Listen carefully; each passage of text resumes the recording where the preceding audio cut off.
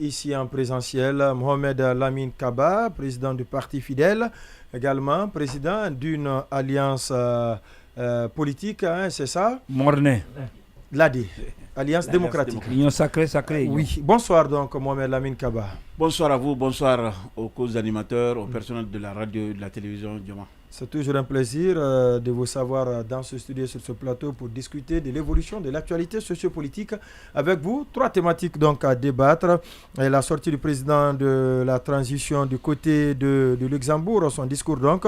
Ensuite, la retraite de Kindia entre le ministère de l'administration du territoire et de la décentralisation et quelques acteurs politiques. Qu'est-ce qui s'est réellement passé de ce côté, mais surtout la naissance de l'Union sacrée. Ce mouvement qui a été lancé il n'y a pas longtemps au siège de l'UFDG Kerno. Vous posez la première question sur une thématique de votre choix. Allez-y. Oui, c'est de savoir, pour respecter la chronologie que vous avez donnée, vous avez suivi comme nous ces déclarations de Dansa Kourouma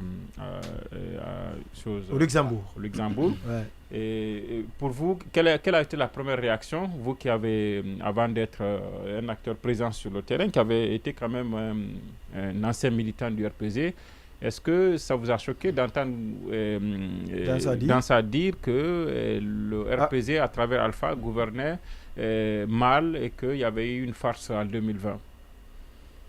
Encore une fois, merci pour l'invitation. Pour revenir à votre question, je dirais tout simplement que j'ai été profondément bouleversé, sidéré oui, tout à fait, des propos qui ont été tenus par Dr Dansa. Mais pas estomaqué. Bon, peut-être oui. Parce que tout simplement, je ne peux pas imaginer qu'un tel propos soit tenu par un homme de sa trempe, quand on sait qu'il est le président du CNT, donc l'organe législatif, donc une haute personnalité, une haute autorité de la transition. Et la transition, ça suppose que c'est de l'arbitrage. Ouais. Cet arbitrage voudrait toute impartialité, être à équidistance de toute affinité politique. Mais lorsqu'on dit qu'à vouloir organiser des élections aujourd'hui, c'est de faire gagner les mêmes personnes, mais quoi de plus normal que cela? Je ne suis pas contre. Je suis très bien d'accord que la politique est dynamique. Il a remis en cause, il a dit pourquoi continuer à organiser les élections pour que les mêmes gagnent. Si c'est les mêmes qui doivent gagner. Si c'est les mêmes qui gagnent. Mais dans quel pays du monde? Nous avons aux États-Unis, ça fait combien d'années? Il n'y a que 2 partis politiques qui s'alternent. Démocrates et républicains, démocrates et républicains. Alors qu'il y en a plusieurs. Alors que c'est de la haute démocratie, c'est de la grande démocratie dans ce pays. Et la démocratie, c'est l'ensemble des valeurs universelles. On ne peut pas accepter cette pratique aux États-Unis et pouvoir dire en Guinée que non, la chose là ne doit pas être reproduite ici. Je pense que ce sont des propos, franchement, qui ne riment pas avec le rang qu'il occupe actuellement. Il doit être quelqu'un qui assure la population, qui doit nous dire tout simplement... On ne peut pas se mettre dans une pratique. En disant à quoi sert d'organiser des élections si c'est les mêmes qui gagnent, est-ce qu'il ne dit pas, il ne met pas sur la place publique le ressenti de la population? Lui qui vient des rangs de la société civile, lui qui a été président de la plus grande plateforme de la société civile guinéenne, le CNOX. Est-ce que ce ne sont pas les positions réelles de la population ou des citoyens qu'il a fait ressortir comme ça? Je pense que quand on assume une haute responsabilité comme celle qu'il a aujourd'hui, on ne peut pas se permettre de se mettre au niveau du bas peuple. Ce sont des expressions, bien sûr, qu'on peut entendre dans certains milieux et accepter. Mais quand c'est tenu par l'arbitre, c'est de cela. L'autorité de la transition, c'est une autorité arbitrale. C'est une autorité qui doit être en équidistance de toute affinité. Ils ne peuvent pas se mettre dans une pratique... doit être de mise. C'est cela. Ils ne peuvent pas se mettre dans la posture de ceux qui veulent faire une sélection des candidats. C'est l'impression là que vous avez? Mais bien sûr, quand on dit que vouloir organiser aujourd'hui, c'est de donner le pouvoir à ceux qui l'ont toujours eu. C'est cela. Mais comment vous l'expliquez? Pourquoi d'abord aller dire ça à la francophonie? Et deuxièmement, vous, en essayant de trouver quelques réponses, à votre avis, qu'est-ce qui pourrait justifier cette déclaration? Parce qu'il l'a mentionné, c'est-à-dire, même en voyant le discours, vous sentez voilà, qu'il tenait à ce que ce message passe. Donc, comment vous l'expliquez? Pourquoi dans ça le dit? Sans compter que je ne pourrais pas être à sa place. Le contenu de la nouvelle constitution, en tout cas, quelques pans ont été révélés. D'abord, c'est une déception pour moi. C'est pourquoi je dis que j'ai été sidéré. Je ne pourrais pas répondre à sa place. Je sais que quand c'est lui dans un discours, ça ne veut pas dire que ce n'est pas lui, ce n'est pas un avis personnel à lui, c'est vrai. Parce que je pense qu'il y a toute une commission autour de lui qui doit travailler, ou qui travaille. Je le dis avec assurance parce que ce n'est pas lui forcément qui rédige tous ces discours-là. Donc vouloir mettre une telle phrase dans un discours, dans un lieu public, tel qu'à la francophonie, je crois que cela...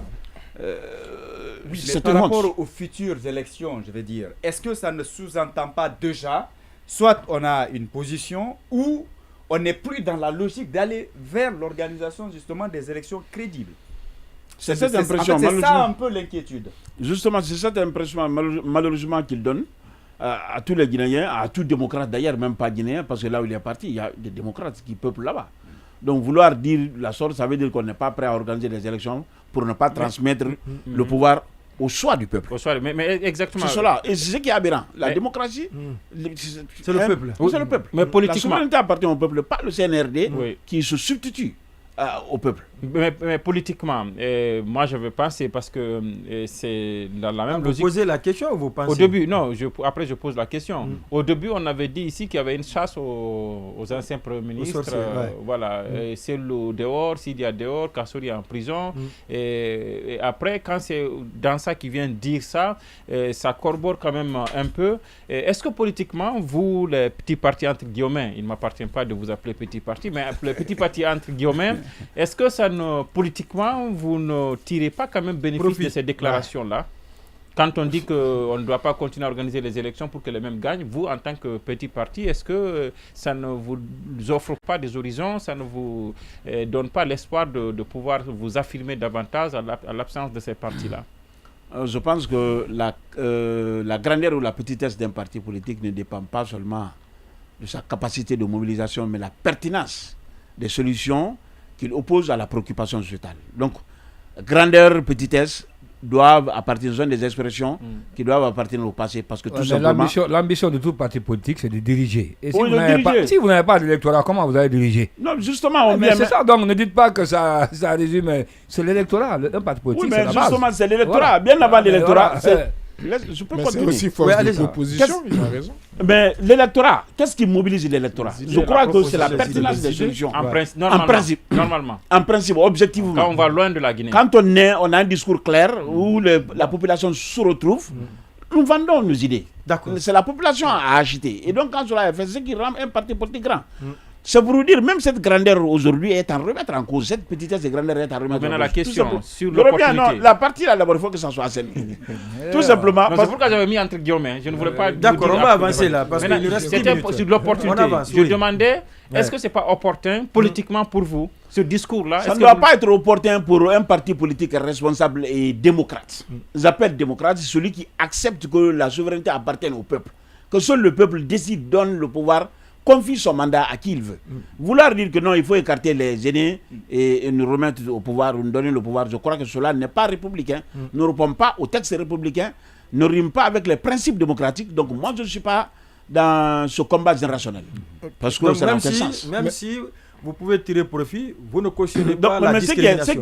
Justement, je ne suis pas dans les pratiques discriminatoires. Mais ce qu'il faut souligner, à la manière dont le président Dansa a réagi, ça annihile les efforts que nous avons consentis, ou que nous sommes en train de consentir dans la dynamique de soutenir les actions du CNRD, que nous avons toujours soutenues. Parce que tout simplement, vous l'avez rappelé, nous avons toujours écarté cette thèse, dire que non, ce n'est pas une lutte à une chasse à la sorcière. Nous l'avons toujours écarté la thèse. Mais vouloir dire de la sorte, ça veut dire qu'il y a une chasse à la sorcière. Donc ça dément. Et alors cela, nous ressentons comme si nous avons été mis, c'est-à-dire nos efforts pour rassurer les Guinéens comme quoi nous avons une transition impartiale. Ça remet toutes ces pratiques à non, vous pouvez aussi vous repentir, vous pouvez dire que vous vous êtes trompé. Oh non, bon, le seul propos de Dansa aussi ne peut pas résumer à mes yeux toutes les actions du CNRD. D'accord, oui, la question. Oui, toujours dans le sillage de la question de Condé qui parlait du fait que Dansa Kourouma venait de la société civile, il y a aussi certaines personnes de la société civile qui ont réagi à son discours, comme Ange Gabriel Abba du CNOSC. Il a notamment dit que ceux qui interprètent mal le discours de Dansa le font soit par ignorance, soit par mauvaise foi. Vous êtes dans quel cas? Je pense que ce qui a été exprimé dans un français très clair. Simple interview, machin, on veut comme quand c'est lu dans une communication officielle, je crois qu'il faut prendre au sérieux. Ce qui a été lu, nous avons tous, on a été tous à l'école pour comprendre ce qui a été dit dans le discours là. Je pense qu'il a été explicite, il n'y a pas du tout. Il est clair qu'il dit très clairement qu'on ne peut pas organiser, en français facile, on ne peut pas organiser des élections maintenant là, parce que vouloir organiser, c'est donner le pouvoir à ceux qui l'ont toujours eu. Et c'est ce qui est aberrant.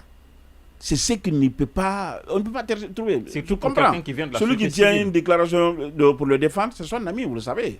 Le lien qui les lie, c'est sa maison mère. Oui, celui qui garde la société civile. Voilà, c'est ça. Dans ça était le président quand il a quitté.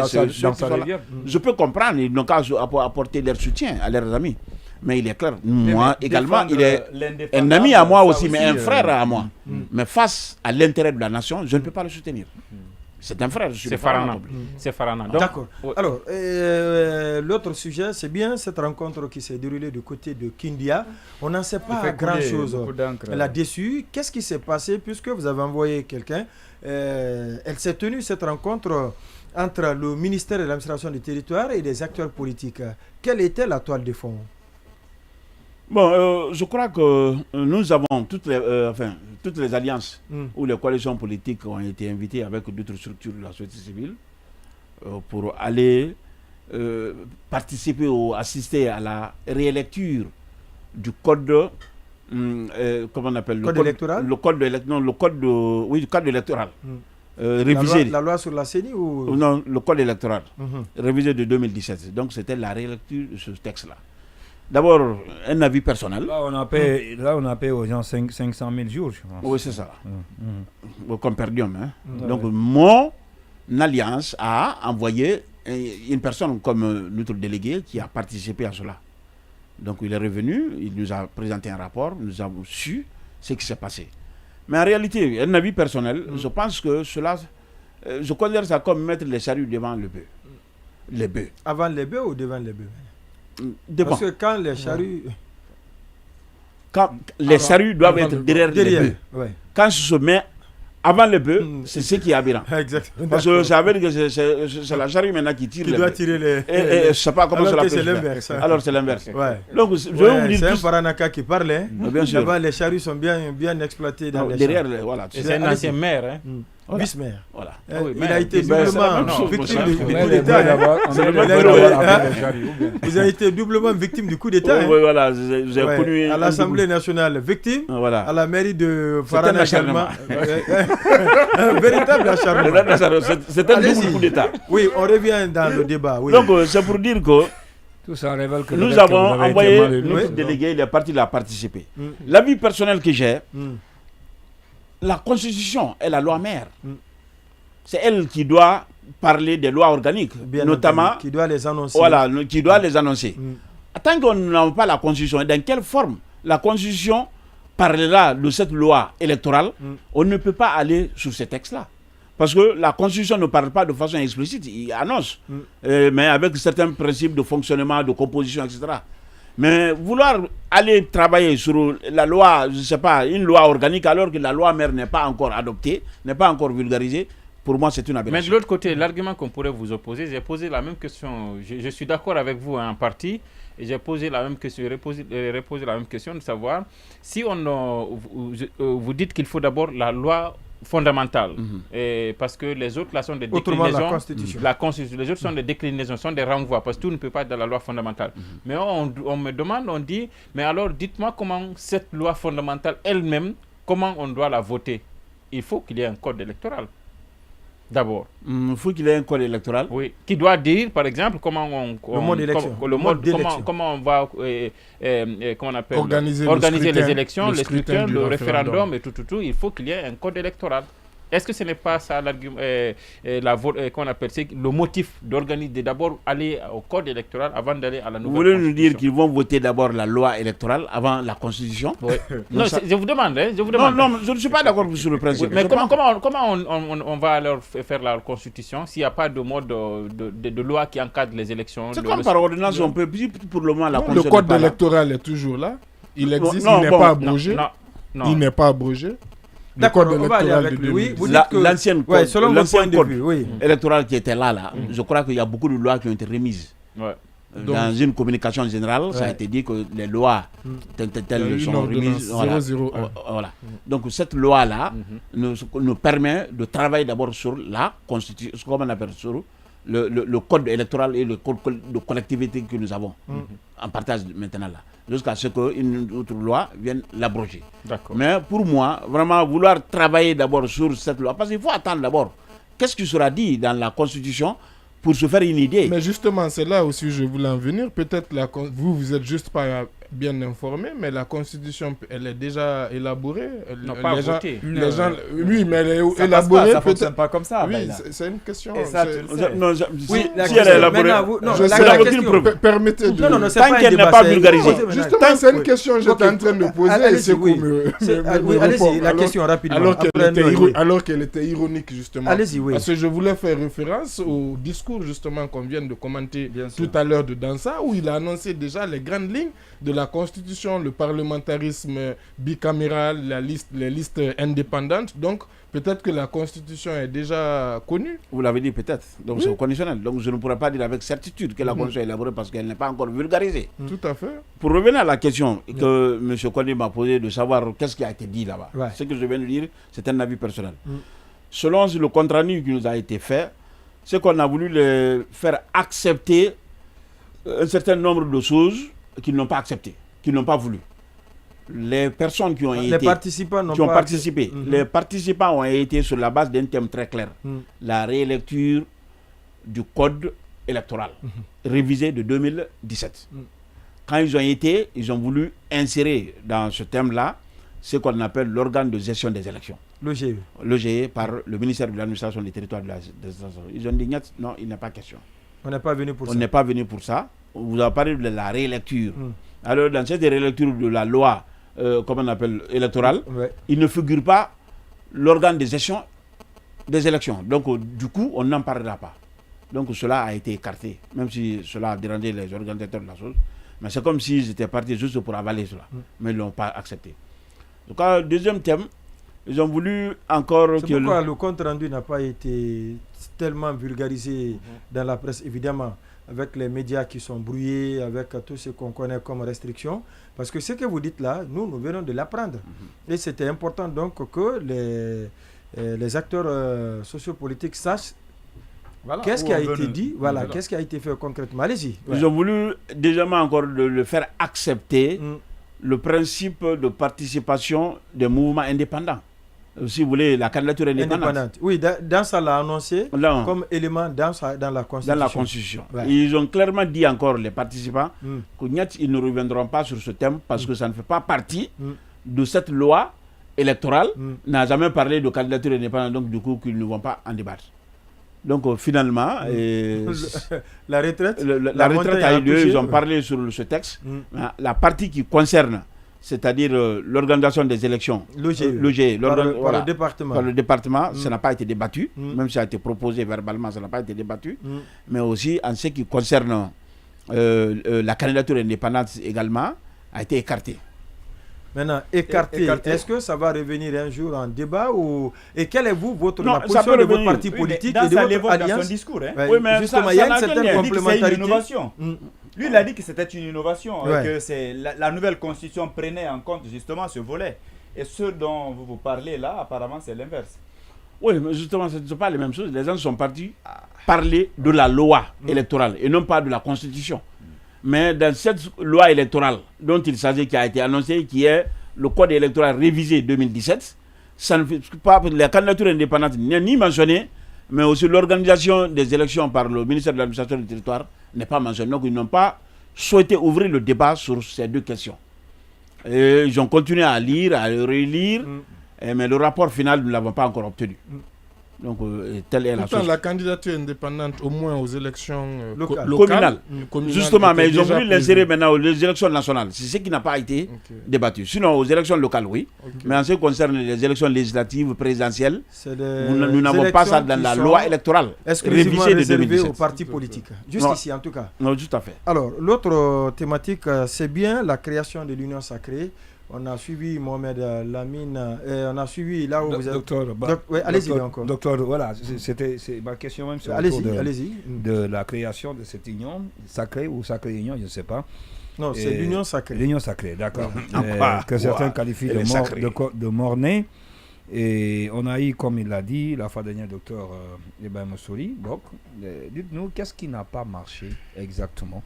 Parce qu'en tout cas, Docon même vous accuse, vous, pour avoir été, en tout cas, pour avoir été faire partie de ceux qui ont fait que le mouvement n'a pas duré. Bon, je pense non, que le mouvement n'est pas mort. Hein. Quand vous dites qu'il n'a pas duré, c'est non, parce que mais le dernier communiqué, les partis politiques de l'ANAD se sont se entendus. sont entendus, excepté le parti de Étienne Soropogui. Nous allons rester sur les faits. D'accord, il n'y a pas de souci. Vous avez d'autres informations que nous n'avons pas. D'accord. Oui, allez-y. Voilà, d'abord, sur la création. L'idée, comment vous la trouvez? Et quelle est votre réaction? D'abord, je trouve que je ne trouve pas raisonnable tout ce qui a été fait. En ce sens, d'abord, quand on parle de l'union sacrée, je voudrais savoir à quoi elle est sacrée. Est-ce que pour être membre de là-bas, il faut venir prêter serment? Ou comme on dit en malingue, Kawademi? Je ne sais pas, pour être sûr, rassuré que nous sommes membres et qu'on ne veut pas trahir. C'est pas pour rien donc on vous accuse, hein, M. Kaba. Non, mais attendez, ce que je vais vous dire, je crois que nous avons créé ce qui est plus explicite en termes de domination. Donc, la dénomination fait ressentir clairement les objectifs. Et bien avant la dissolution du gouvernement passé, nous avons créé ce qu'on appelle le CROC, le collectif républicain pour le retour à l'ordre constitutionnel. C'était le 19 février 2024. Au moment où nous étions devant la presse pour étaler le contenu de notre mémorandum, au même moment, les femmes étaient sur l'autoroute pour protester contre le même gouvernement. Et le soir, c'est le gouvernement là qui tombe par le décret du CNRD ou du président de la transition. Ça veut dire tout simplement que tout ce que nous avons pensé rime avec la population. Nous sommes en phase avec cette population qui était en manifestation contre le gouvernement et également avec le CNRD qui a été dissous. Comment on l'appelle? Le gouvernement. Voilà, qui a dissous le gouvernement. Donc pour moi... Le CNRD n'est pas dissous. Non, je voulais dire. Allez-y, oui, voilà. Allez-y. Donc, finalement, qu'est-ce que c'est? Allez-y. Pas dissous. Oui, mais la précision, elle est importante. Ouais. C'est ce que j'avais dit. Ouais. Alors, je me suis trompé. On est ni le 5, on est ni le 5, on est ni au mois de septembre. Allez-y. Que vous souhaitez. Allez-y. Ah bon, est-ce que c'est un lapsus ou ça traduit une volonté? Donc, c'est pour vous dire tout simplement qu'à cette allure, tout laisse à croire que nous étions sur un bon chemin qui était rassurant. Nous avons fait appel à ces amis-là qui ont créé l'Union sacrée, autour de la table, au siège du parti fidèle à Bonfils. Nous avons confié plus de 10 coalitions politiques en leur demandant que cette année est une année électorale. Faisons tout possible pour nous mettre ensemble, pour rappeler, pour qu'on puisse ouvrir le débat électoral. Voilà les réponses qu'ils ont. Ils disent non, ce n'est pas une année électorale parce qu'on n'a pas encore une constitution, on ne peut pas parler des élections parce qu'on n'a pas encore le fichier électoral. Voilà ce qu'ils brandissaient comme argument en ce moment. Qui il? Notamment Bok qui a été ici, Ibrahim Souri. C'est ce qu'il nous disait. C'est ce qu'il nous a dit, tout fait. Je me suis battu. Lui dit que vous faites partie des problèmes. Hein. D'accord, il peut le dire. Je me suis battu bec oncle pour qu'il puisse adhérer à l'idée. Ils n'ont pas accepté. En ce moment, le gouvernement n'était pas encore dissous. Et quand le gouvernement était dissous, le premier ministre Baouri, le président Baouri, président du parti, a été nommé comme premier ministre. Ils ont eu l'espoir comme quoi qui vont appartenir au nouveau gouvernement. Ils seront ministres. Surprise, quand la composition du gouvernement a été faite, c'est au lendemain de ça qu'ils ont commencé les critiques. C'est au lendemain de cela qu'ils ont commencé des critiques. Alors nous avons commencé, quand le gouvernement Goumou était là, je vous dis que le jour que nous avons fait la conférence de presse, j'ai envoyé le mémo à M. Kondé et à beaucoup d'entre vous. M. Kondé, vous pouvez le témoigner. Bien entendu. Donc nous avons fait. Donc nous avons fait parce qu'on a vu que vraiment ce qui se passait. Mais effectivement, c'est ça la difficulté. C'est ça la difficulté, effectivement. Parce qu'on parle d'union sacrée. Peut-être que je ne suis pas là pour définir les termes à leur place, mais peut-être pour moi, c'est l'union la plus représentative, la reconstitution des forces vives, faire en sorte que l'ANAD et leur union sacrée et votre alliance, que toutes ces alliances-là se regroupent et créent ce qui avait été appelé ici les forces vives. Mais effectivement, effectivement, est-ce qu'il n'y a pas un problème? Sur ce plateau, vous-même, vous avez avoué, est-ce qu'il faut appeler ça avoué parce que ce n'est pas un crime, vous avez quand même dit qu'au début, vous étiez là à soutenir le CNRD, à soutenir les actions du CNRD, à même démentir quand les autres parlaient du CNRD, à aller dans le sens contraire. Vous prendre et vous mettre dans une même coalition que l'UFDZ, le RPZ, des gens qui sont restés droit dans les bottes depuis le début. Est-ce que vous avez véritablement les mêmes objectifs et les blocs dont vous parliez, vous avez dit que leur positionnement politique est dicté par leur intérêt, c'est parce qu'ils n'ont pas appartenu à un gouvernement qu'aujourd'hui ils se retournent contre Bahouri et contre le système. Est-ce qu'on peut créer, c'est pertinent de vous mettre... c'était possible que... Est-ce qu'aujourd'hui c'est pertinent aujourd'hui, c'est pertinent pour l'UFDZ, pour le RPZ d'être dans la même coalition que vous? À l'époque. Non, vous avez dit un mot qui a une résonance chez moi. Vous avez parlé d'objectifs. C'est vrai, nous n'avons pas les mêmes objectifs. Ouais. Nous avons un objectif républicain. L'objectif que nous avons au début, il y a des facilitatrices qui ont été à notre siège. Et le Premier ministre a été pour nous inviter à répondre à, comment on appelle, à leurs invitations pour parler pour le dialogue. Nous qui sommes des acteurs de très bonne foi, nous avons répondu positivement à cet appel. Ceux qui pensent qu'il faut inviter, c'est-à-dire l'exécutif à s'immiscer dans les affaires judiciaires, ont refusé en recommandant qu'il faut libérer tel qui est détenu, il faut ne plus poursuivre tel, l'abandon de poursuivre comme tel.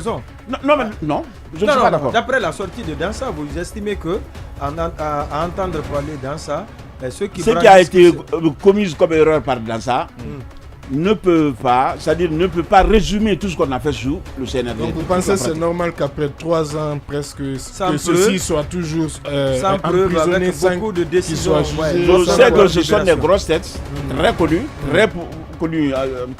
qui ont des partis, je ne sais pas, en tout cas qui sont adhérés, qui ont des problèmes aujourd'hui depuis combien de temps. Mais il faut retenir encore qu'à Guinée, dans nos prisons, il y a des personnes qui ont fait 10 ans, mais qui sont mieux connues. Est-ce que ces personnes-là sont des prisonniers politiques? Donc c'est pas grave. Non, comme je il y n'ai a pas des dit personnes qui sont... Non, ne vois pas ça comme un acte ciblé.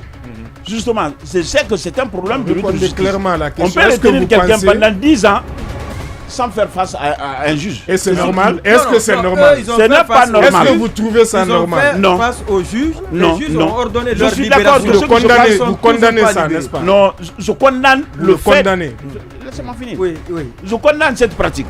Mais je ne voudrais pas que, quand les personnalités plus connues que nous sommes en train de citer là sont victimes de la chose, de penser déjà que non, ça a été fait expressément contre ces gens-là. C'est contre tous les détenus. Est-ce que vous pensez que c'est des détenus politiques? Donc pour moi, ils ne sont pas ciblés. Est-ce que ce sont des détenus politiques? Est-ce que vous pensez que non, je ne pense pas qu'ils soient des détenus politiques. On est tous d'accord que si nous n'avons pas suffisamment d'infrastructures routières, d'infrastructures sanitaires, d'infrastructures je ne sais quoi, c'est parce qu'il y a eu des hommes et des femmes qui ont pillé ce pays-là.